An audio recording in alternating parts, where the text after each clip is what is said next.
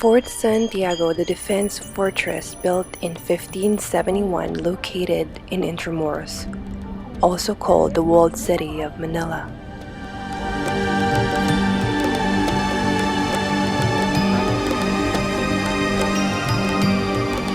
The fort is one of the historical sites in Manila, as countless lives were lost in its prisons.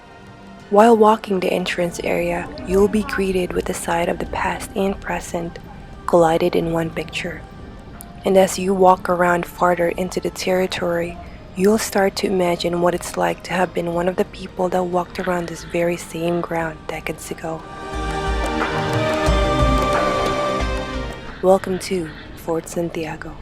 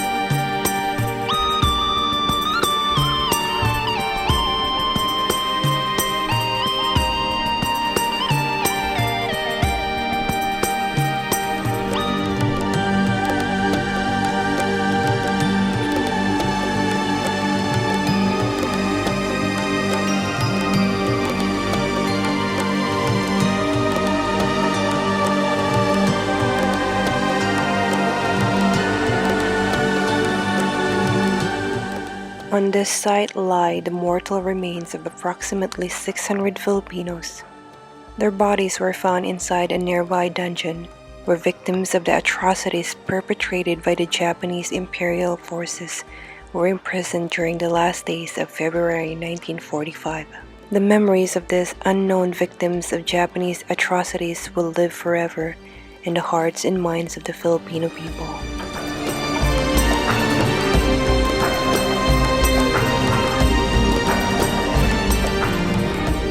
Pwede tayong pumasok? Ano yung part ng dungeon sa may doon? Saka yung doon mga tulungan. Pwedeng pumasok doon?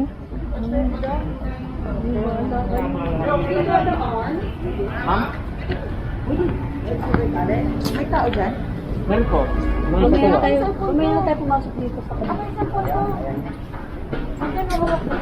Ay, si tatay sa kabila, ha? Bali, idas na dito. Saan kabila? Okay. Kita nyo? Iwan ko.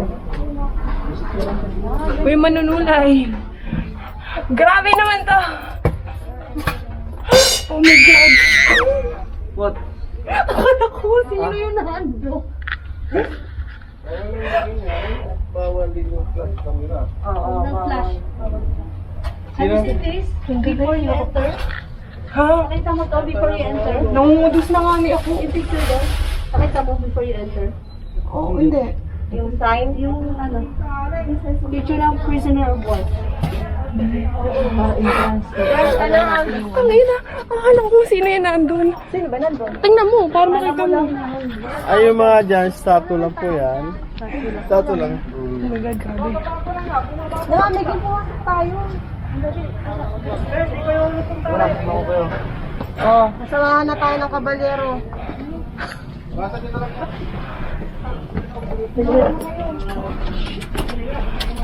Sige, muna ka, Joy.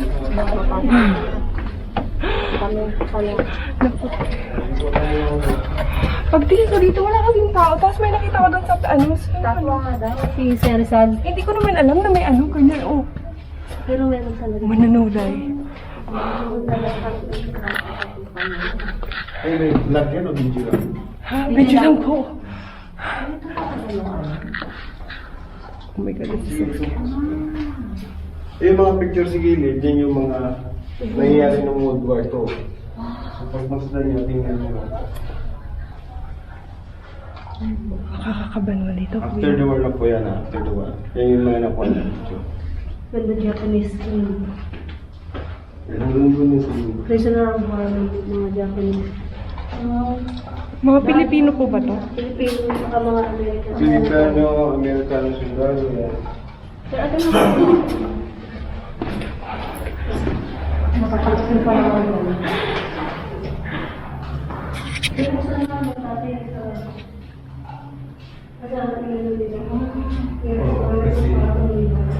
Yung bangka lang yung Ano ba yung dyan? Ito kasi yung kulungan na yan. Kaka-open lang nila nag-reinforce sila. Kaya siya mataas. Oo. Kasi pagdating ng 6:30 ng gabi, High tide. yung dagat, di ba? Oo. So yung mga nakakulong na part dito, aakyat din dito. Ah, Tapos mag-aabang sila ng low tide.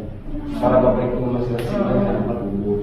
O, pero pag yung dumating yung time na napuno na kasi yung police, kaya yung iba hindi na siya nakakaakyat. Dito na lang yung iba mga may sakit na sila, mamatay na lang sila ng mga.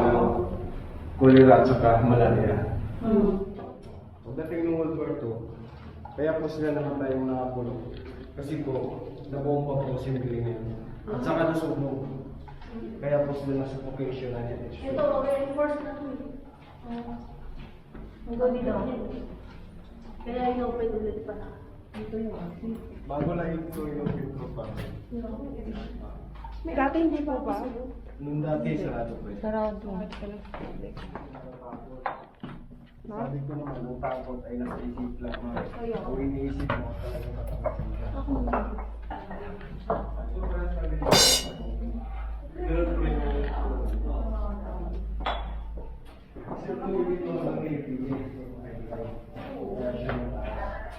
So makikita nyo may tubig dyan kasi kagabi lang tayo dyan. Yun yung mga tira tubig kagabi. Pero ngayon, hanggang langka na lang kasi malayo na yung dagat sa atin. Pero yung mga itsura nila, sino yung pinagsasahan niya? Ito daw yung sabi nila, ito daw yung mga bagong huli na tinutorture at papasok sa kulungan. Yun Mga yung- Filipinos, no? Filipino. Ay, yung kulungan na yan? Tapos nakapamada pa, no? Oo, ito, silda yan, silda rin. Pero mas ano doon? Kasi bawat pinto niyan, dati mga araw may pinto yan. Yan. Ito, may pinto.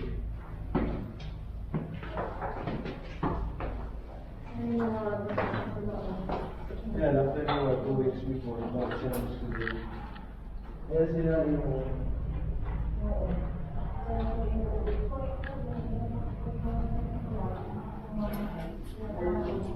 Yung mga nakulong po, may kasama silang patay nung umpisa yung gera.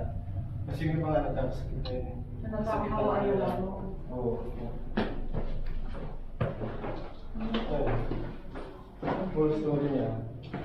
Ito na yun. Liberation in 1945. Yung nagsisama ng mga 600 composing corps. Kasama na yung taas niya. Yung tunnel sa taas din. Kasama na yun sa 600 na kuha nila. At Pero doon kasi sila, na sila makalakad. at doon din sila nilibing sa puting cross sa labas. Yung white cross doon. Ang kinambak sila doon? Sa ilalim? Pinagkasundo ng Pilipino at Tibertano kasi hindi na makilala yung mga katawan. kasi nahaglas yung bulan. Nababasa sila tapos na tutuyo ng sobrang araw. Tapos nababasa ng dagat. Yun yung na living doon, Pilipino at Tibertano.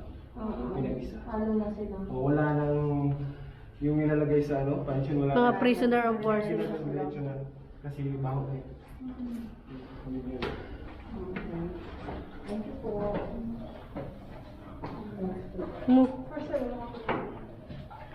Ngayon lang to na open, tagal itong sarado kasi ni-reinforce. Ang taas ng ano? Step. Wala. Ulo na ulo. Namatay? Ah, hindi, okay lang yan. Okay. Is it still on? Diyan yung pag naglo-low tide, pupunta sila dito. At pag nag-high tide, pupunta sila sa higher ground.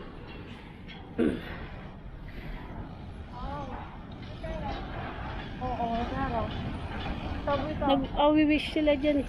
Hindi kayo mag-miss kung kayo naniwala sa mga mabuting kaluluwa. Kaya nga sa mga Pilipino. Kung minsan ang iba ay nagbibigay ng swerte. Yun ang mag-miss. Ang mga patay na? Tay, Ano dungeon? yung dungeon, yung pag nag-high tide, pumupunta sila dyan sa higher ground. Tapos, kaso, minsan, sa sobrang puno, nabibilad na sila, namamatay sila. Si Sukan, Mga preso naman din dyan. hindi pa natapos yung renovation. Kasi dapat meron siyang ano?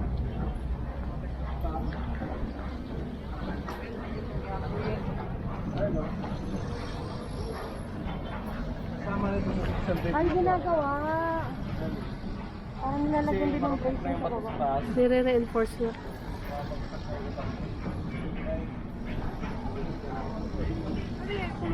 Oo, nung araw may reaction dito.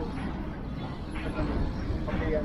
Mahaba sa papunta yung doon. Dati, ito lang ang konkreto noon. Parang na mga...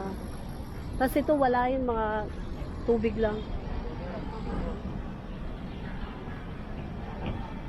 Hindi nakita yung butok yan, yun yung mga tama ng balas.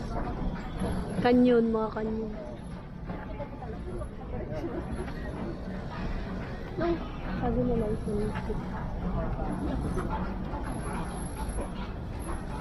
Kasi yung ano, yung bato nila, di ba nakaganon yung slide? Para pag magtago ka, hindi ka makita.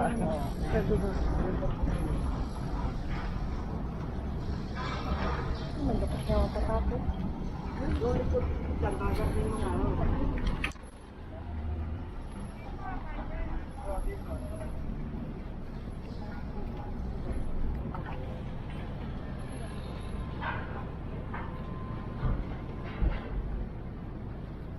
Meron daw, rin na ni Percturay ano. Pwede na gud nanghunong doon mga silpa. Oo, meron dyan sa taas. Ito, hindi na naayos. Yan, dati nakakakyat pa kami dyan. Marami din kasi Sobrang ano na. Dami ako mga gano'n eh. Alam mo naman dati, underground talaga kasi nagtatago nga sila. Pag na nagtago-tago, kita niya, amot na lang kung yun pa. Mauli na lang. Mauli na lang maniligo ko. Ay! Yung tunnel na yan, pag-diretso yan dito. Oo. Yan. Kaya lang madilim sa baba. Hindi pwede pasukan. Ito yung 10 feet na kulungan. Dito kinukulong yung Matatangkad. pinakamaraming Filipino. Joke. Ayan. Yung sila nakakakyat? Hindi, kasi mahaba yan. At saka nung araw, may building yan dito. Basta dito. Building Structures dito. Yan. Building yan dito. Parang ganyan. Sa baba yung kulungan. Oo. Dito tayo. Prisoner of war. Diba kinukulong doon eh, World War? Pagkasulirat mo pa na ng kalagayan. As I walk around the dungeon and picture what the guide was telling us, I couldn't help but be emotional. This prisoner's identity may have been lost at war, but they are part of a historical formation of what Philippines is now. Salute, and they may rest in peace.